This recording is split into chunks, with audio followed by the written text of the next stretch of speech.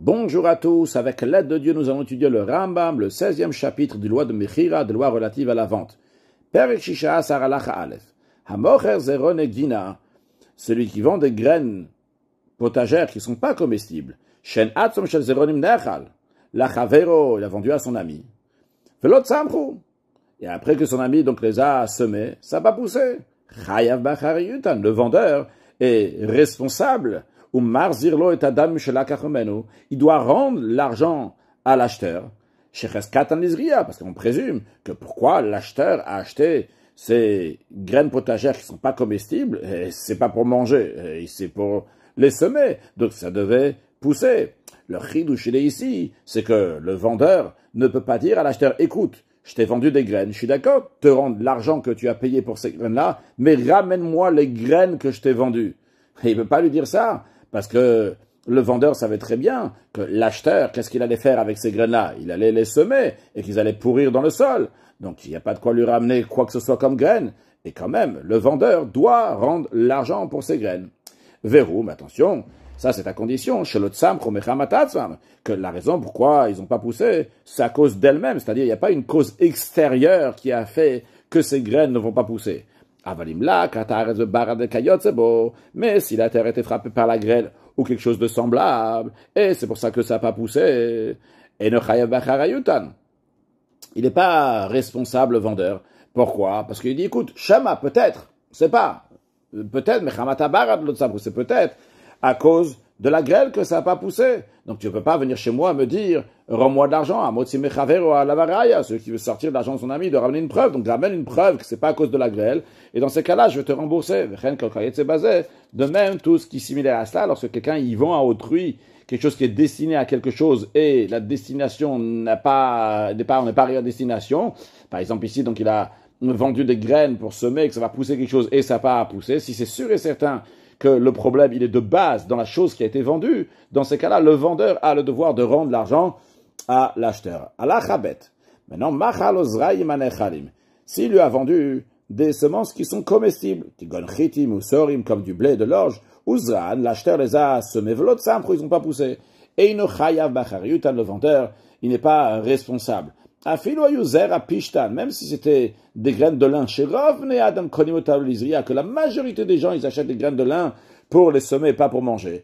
Vu qu'il y a certaines personnes qui mangent ces graines de lin, et le vendeur, il n'est pas responsable si l'acheteur, il a semé, et ça n'a pas poussé, car il y a une règle que elle n'est pas sur le texte ici du Rambam, mais c'est l'opinion comme la lacha dans la Gemara, dans les choses pécuniaires, on ne va pas d'après la majorité. Donc c'est pour faire sortir de l'argent de quelqu'un, on ne va pas dire, il y a une preuve que la majorité des gens font comme ci, comme ça. Ici, en l'occurrence, on ne va pas dire la majorité des gens, qu'est-ce qu'ils font avec des graines de lin, ils les sèment. Donc c'est sûr que la majorité des gens, ils les sèment. Alors, le vendeur, il s'est dit, il devrait se dire, sûrement il va le semer. Non, il va dire, peut-être il va le manger aussi.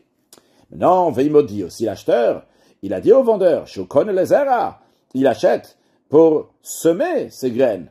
Et après, si ça n'a pas poussé, dans ces cas-là, le vendeur, il est responsable.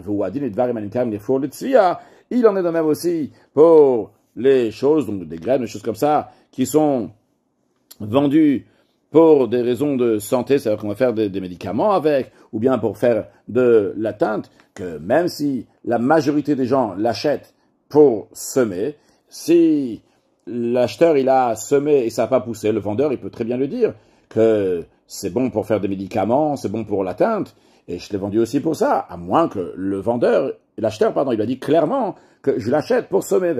C'est basé de même tout ce qui est similaire à cela. Halakha Gimel, Mikana Talamed. De là, tu apprends ça. Du fait qu'on a dit que celui qui a vendu à son ami donc des graines potagères et qui n'ont pas poussé, le vendeur, il doit rendre l'argent à l'acheteur. De là, tu apprends que tout celui qui achète quelque chose d'autrui, donc du vendeur, vehodio, et l'acheteur a informé le vendeur, qu'il l'amène, il a l'intention de l'amener dans telle et telle province pour le vendre là-bas.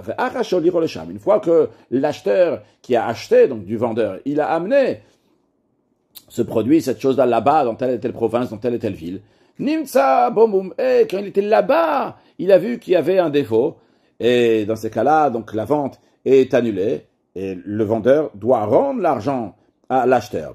Alors, dans un tel cas, le vendeur ne veut pas dire à l'acheteur, écoute, et je sais que tu es parti à la ville là-bas, mais tu veux que je te rende l'argent? Ramène-moi mon objet ici, et après je vais te rendre l'argent. Non, ça marche pas comme ça. De la même manière que celui qui a vendu des graines potagères qui ne sont pas comestibles et que l'autre les a semées et que ça n'a pas poussé, eh bien, il ne peut pas lui dire « rends-moi mes graines » parce qu'il savait très bien qu'ils allaient arriver dans la terre et qu'ils allaient pourrir là-bas. De la même manière aussi, celui-là, l'acheteur, lui a dit « je vais aller là-bas pour les vendre ».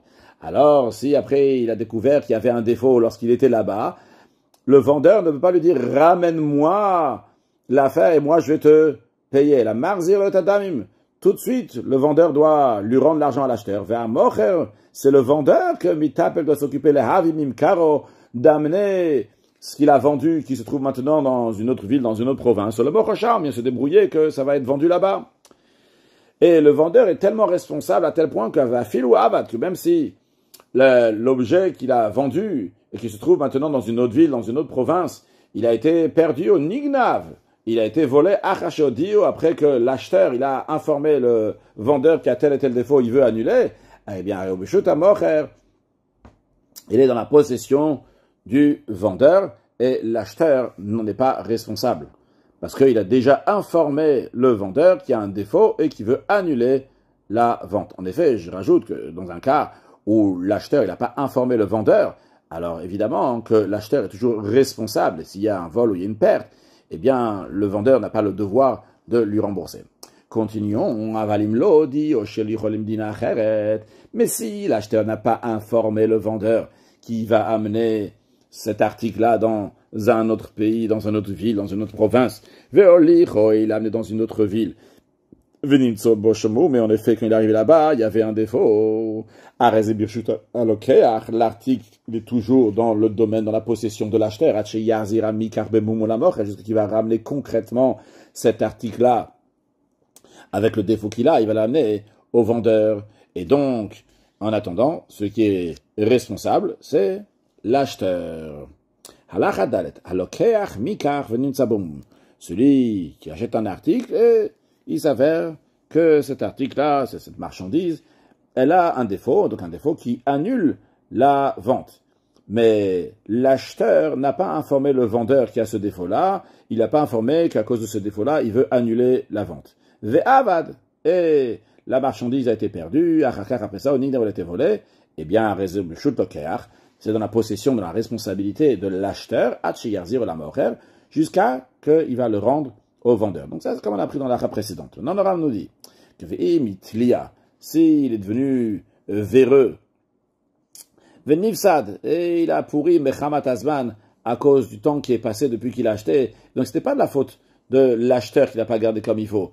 Juste ça pourri. Dans ces cas-là, c'est dans la possession du vendeur, donc c'est sa perte à lui, et il doit rendre l'argent à l'acheteur. Et le chidouche qu'il y a ici, c'est bien qu'on a appris avant que tant que l'acheteur n'a pas informé le vendeur qu'il y a un défaut et qu'il veut annuler la vente, on a dit qui est-ce qui en est responsable, c'est l'acheteur. Mais ça, c'est uniquement si ça a été volé, ou bien c'était perdu. Comme les lois, donc dans ce qu'on appelle un shomer sachar, qui garde et qui est rémunéré pour ça. Donc il est responsable, donc neiva vaveda de la vol et de la perte.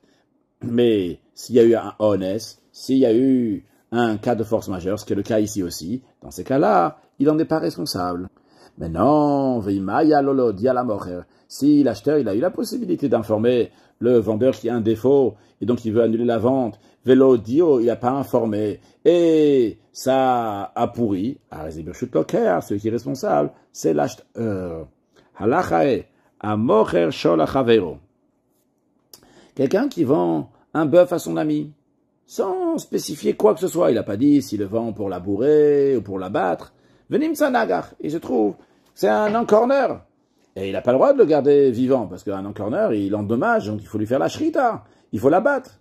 Non, l'acheteur, il dit au vendeur, moi je l'ai acheté pour la bourrer, je voulais le garder. Et maintenant, à cause de toi, je dois lui faire la shrita. Donc, tu m'as vendu quelque chose par erreur. Eh bien, non, yachol lo marlo. Le vendeur peut lui dire, moi je l'ai vendu pour faire la shrita, pour que tu vas la battre. bien que la majorité des gens, ils achètent des bœufs pour labourer, pas pour la shrita, comme on a dit tout à l'heure, on ne va pas avoir la majorité, et basé sur ça, on va dire que le vendeur il est responsable de rembourser. Donc le vendeur peut très bien dire que c'était pour l'abattre, comme la minorité des gens qui prennent des animaux pour les abattre. Dans quel cas ça s'applique,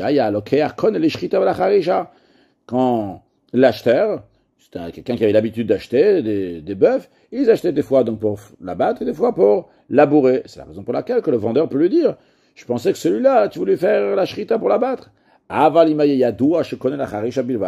Si il savait, il y a différentes versions, si c'était connu, il savait en tous les cas que je connais la Harisha Bilvad, que la raison pourquoi il achète cet acheteur, c'est uniquement pour labourer. Dans ces cas-là, Rezemi Kartao, c'est un marché qui a été fait par erreur, et l'acheteur peut se rétracter, rendre le bœuf au vendeur, et le vendeur doit rendre l'argent. C'est basé de même tout ce qui est similaire à ça.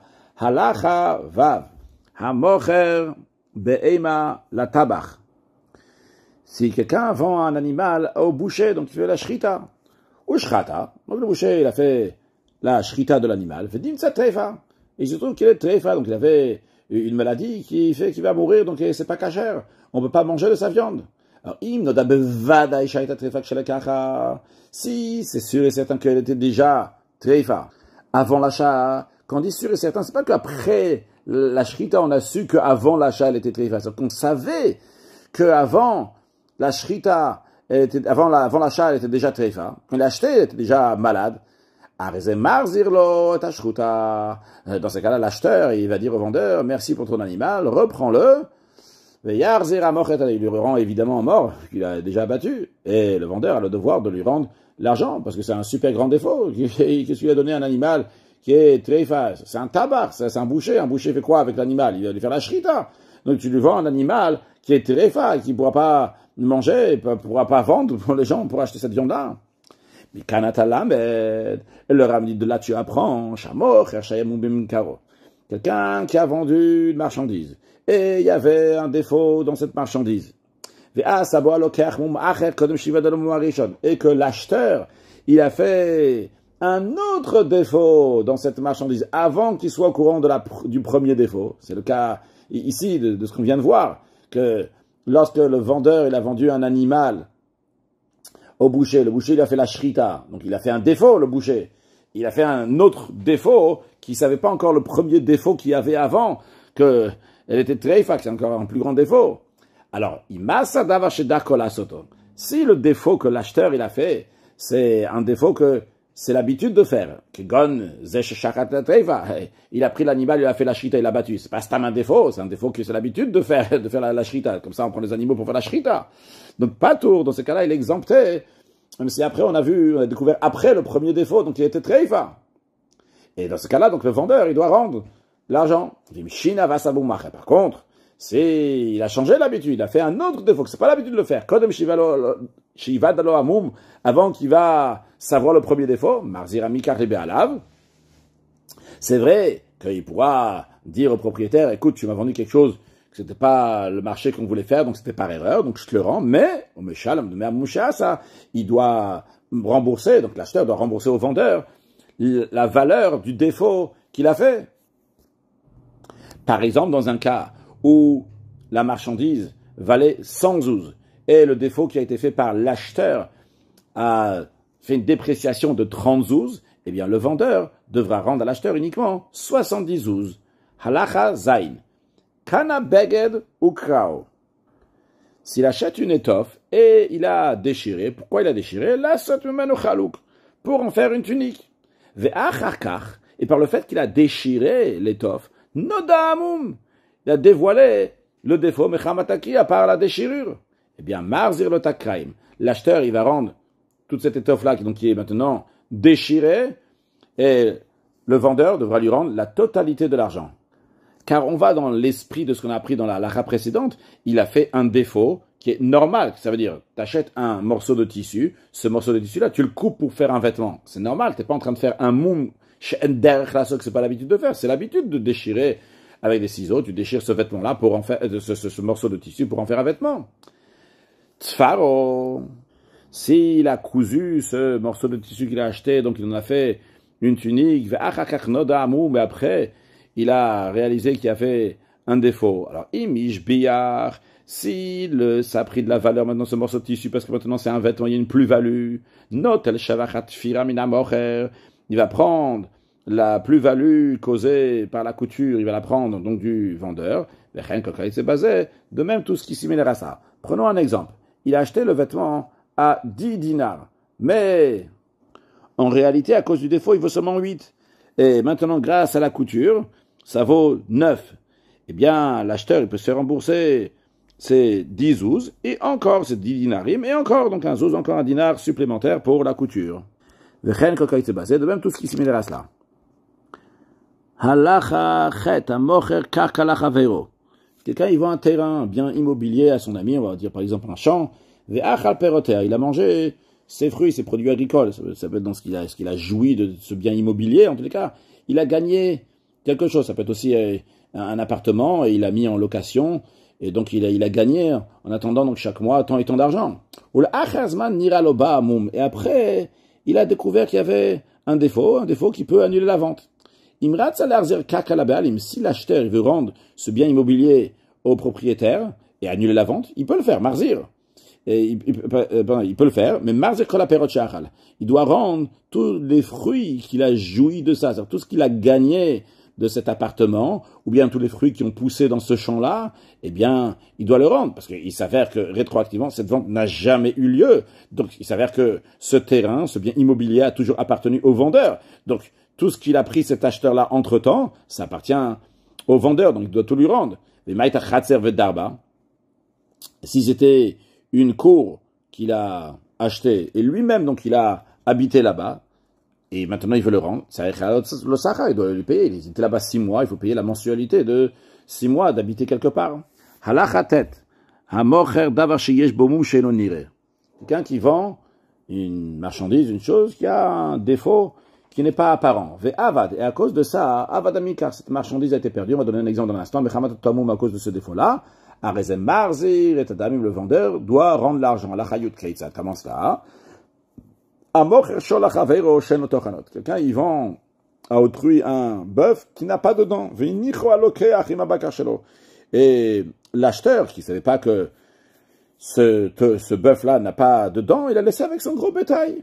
Il mettait la nourriture devant tous les bœufs, et ils mangeaient tous. Il ne savait pas que celui-là ne mange pas, parce qu'il n'a pas de dents. Jusqu'à ce qu'il est mort de faim, ce bœuf-là qu'il a acheté. Est un effet là. L'acheteur va rendre la carcasse au vendeur. Veyarzirlo et adami. Mais le vendeur va rendre l'argent à l'acheteur. C'est basé même tout ce qui est similaire à ça. Maintenant, à la Chayuda, il y a une précision à cela. Dans un cas qui est un peu différent, il y a un mocher savsar. Si le vendeur, c'est un intermédiaire. C'est quoi cet intermédiaire-là? Chez le keach misé, c'est son travail qu'il achète de l'un pour vendre à l'autre. Donc, veinu macha mikach imo. Et donc, il ne garde pas la marchandise auprès de lui. Il achète le bœuf chez Rouven, il le vend à Shimon. Et lui, comme ça, il est juste ce safsar-là, donc il est intermédiaire. Donc, veloyad bemoum, c'est possible qu'il n'était pas au courant, bemoum, il ne savait pas qu'il y avait ce défaut-là, que ce bœuf-là, il n'avait pas de dents. Il a acheté de Rouven un bœuf. Il ne savait pas qu'il n'avait pas de dents. Il a donné à Shimon. Et il a vendu à Shimon. Ce que cet intermédiaire doit faire, une fois que ce bœuf, il est mort, parce que le Shimon ne lui a pas donné à manger parce qu'il ne savait pas qu'il n'avait pas de dents. Ce qu'il doit faire, l'intermédiaire, il doit jurer un serment d'incitation, c'est un serment rabbinique. Donc, rabbinique, chez le Yad Bemumze, qui n'était pas au courant qu'il avait ce défaut-là, veniftar. Et il est exempté de rembourser l'argent à Shimon l'acheteur. Pourquoi? Parce que c'était à l'acheteur, à Shimon, d'examiner ce bœuf-là. Parce que l'acheteur, il sait que c'est uniquement un intermédiaire. Et il n'est pas rentré dans les détails, donc des défauts que cet animal il peut avoir.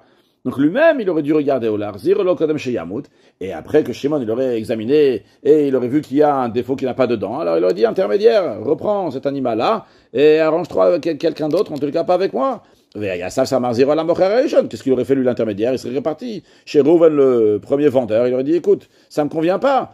Vu que Shimon l'acheteur, il n'a pas fait comme ça, mais il a laissé le bœuf avec les autres. Oui, si donc c'est lui qui s'est fait perdre lui-même. De même, tout ce qui s'y met dans la salle lorsqu'on achète par un intermédiaire. Halacha Yudbet. On va nous parler d'un bechor, donc un animal qui est pur et qui est premier-né.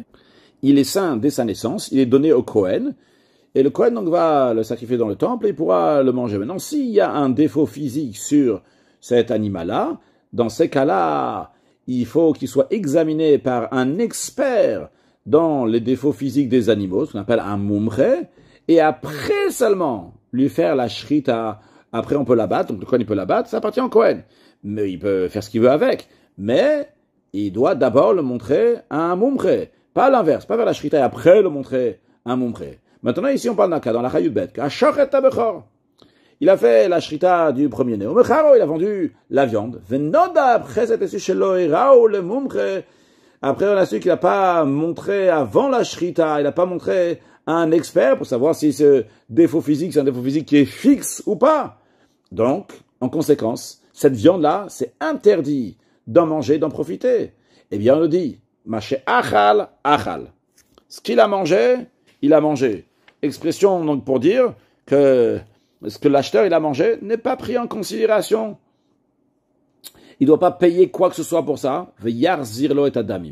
Par exemple, il a acheté donc cette viande-là pour 100 €. Il en a mangé pour une valeur de 50. Eh bien, ce qu'il a mangé, on ne dit pas, il a mangé 50 €. Le vendeur doit rendre à l'acheteur seulement 50 € parce qu'il a déjà mangé 50 €. On dit ce qu'il a mangé, il a mangé. Et malgré, c'est-à-dire, on considère comme si il n'a rien mangé. Et le vendeur doit rendre à l'acheteur ces 50 € de ce qu'il a mangé. Et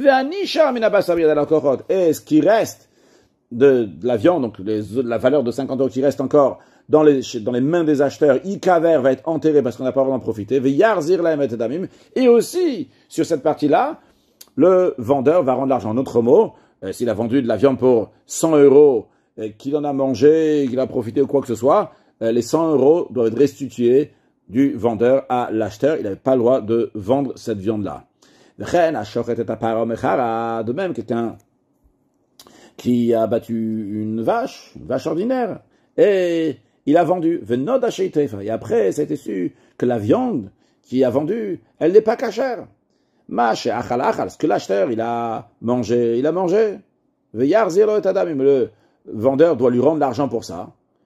Et donc on punit le vendeur parce qu'il a fait manger à l'acheteur quelque chose qui est interdit de la Torah.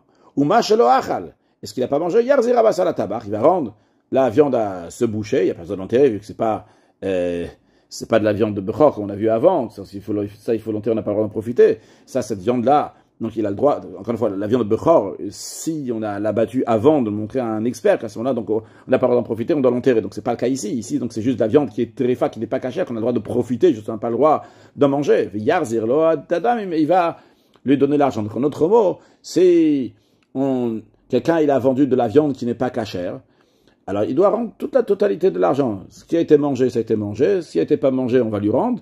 Mais en tous les cas, la totalité de l'argent doit être rendue à l'acheteur.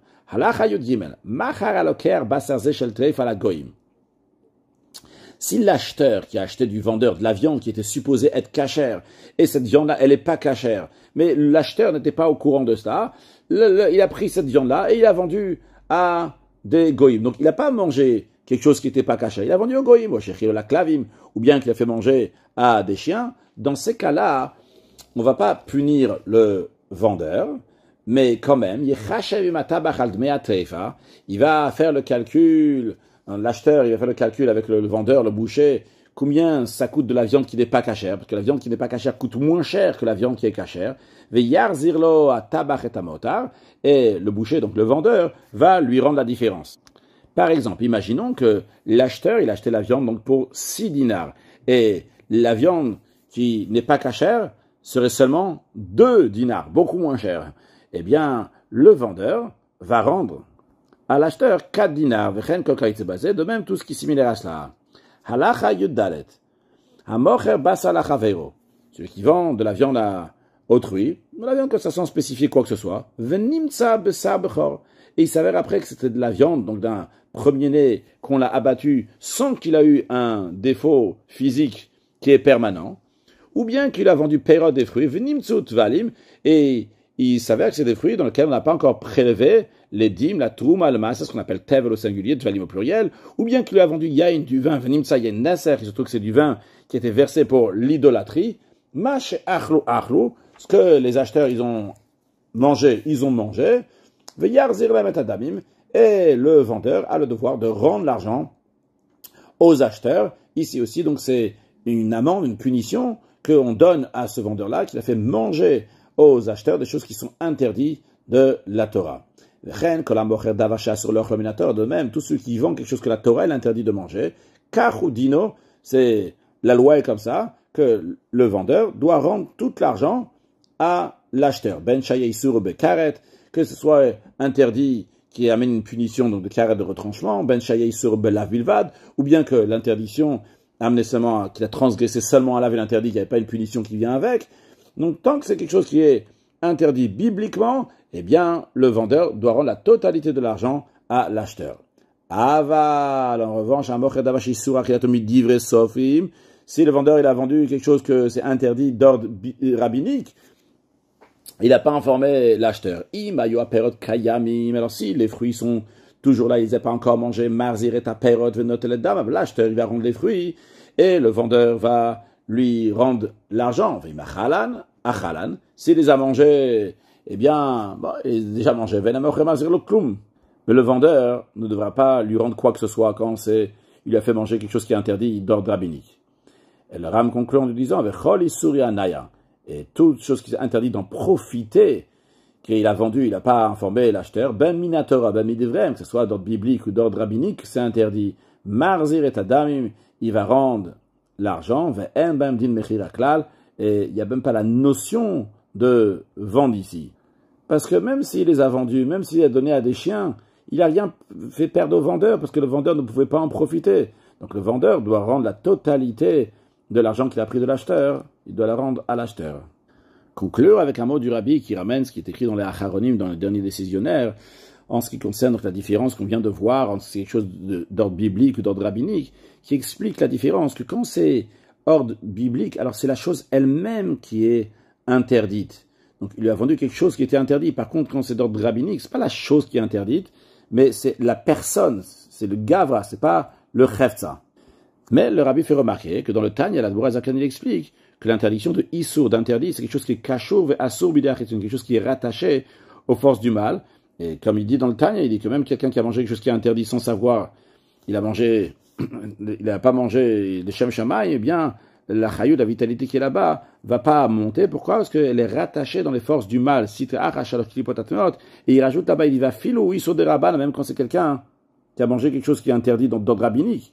Donc on voit ici que même quelque chose qui est d'ordre rabbinique, il reste attaché dans les forces du mal. Donc c'est pas juste un Issour Gavra, c'est pas juste l'interdiction pour un être humain, mais c'est l'interdiction sur le Chefza lui-même devient interdit. Donc d'après l'Admor Zaken. Le Rabbi dit, il faut voir comment expliquer. Donc basé sur l'Admor Zaken sera même là. Chacun à réfléchir comment. Mashiach, na, ou une excellente journée.